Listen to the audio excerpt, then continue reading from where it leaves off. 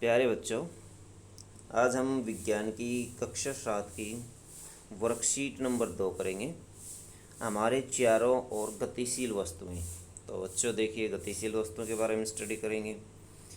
देखिए, अपने चारों ओर दिखने वाली वस्तुओं की एक सूची बनाइए। जैसे पेड़ है बच्चों, पतंग, तितली।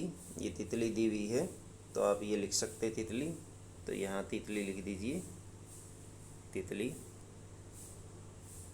और जैसे बच्चों आप लिख सकते हैं अपने पास से, जैसे मेज़ है, मेज़ लिख दीजिए। कुर्सी लिख दीजिए, कुर्सी। चौक लिख दीजिए, डस्टर लिख दीजिए, बेंच लिख दीजिए। और डेस्क, पैमाना, पैमाना कुछ भी लिख दीजिए। फ्रीज लिख दीजिए, फ्रीज। और लिख दीजिए जैसे कार, ट्रक। कोई बर्तन भी लिख सकते हैं आप अपनी मर्जी से। अब इनमें हमें छांटने कौन गतिशील है और कौन विराम अवस्था में है।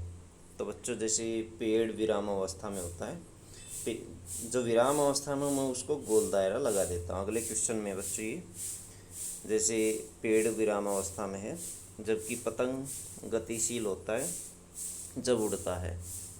तितली गतिशील है, मेज विराम अवस्था में है, कुर्सी विराम अवस्था में है, चौक जो है वो भी विराम अवस्था में है, डेस्क भी विराम अवस्था में है, ये चल नहीं सकते। पैमाना ये भी विराम अवस्था में, फ्रिज भी विराम है।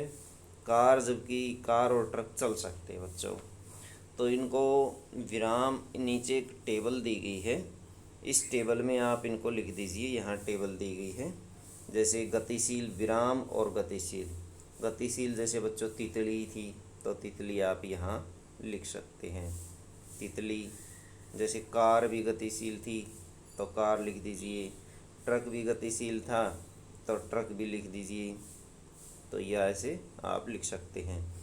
और जैसे बच्चों मेज़ थी विराम अवस्था में तो मेज़ इधर लिख दीजिए। और जैसे फ्रिज भी ऐसे ही विराम अवस्था में था, चौक भी विराम अवस्था में था। तो वो सारी वस्तु आप इधर वाली टेबल में लिखेंगे। उसके बाद देखिए बच्चों, आपने ये कैसे सुनिश्चित किया कि कोई वस्तु गति में है या विराम अवस्था में है। आपने देखा होगा कि पतंग कुछ समय के बाद पहले वाले स्थान पर दिखाई नहीं देता, जबकि पेड़ उसी स्थान पर ही है।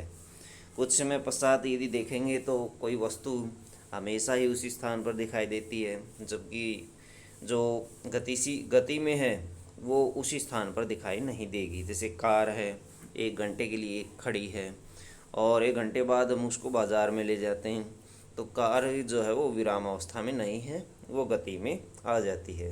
जबकि पेड़ हमेशा ही उसी स्थान पर खड़ा रहता है, फ्रिज हमेशा उसी स्थान पर रखा रह जाता है जब तक उसको हम इधर उधर न करें। इस आधार पर आपने यह सुनिश्चित किया होगा कि कोई वस्तु विराम में है या गति में है। तो इस तरह से आप सुनिश्चित कर सकते हैं। तो बच्चों वीडियो अच्छी लगे तो लाइक करें, हमारे चैनल को सब्सक्राइब करें।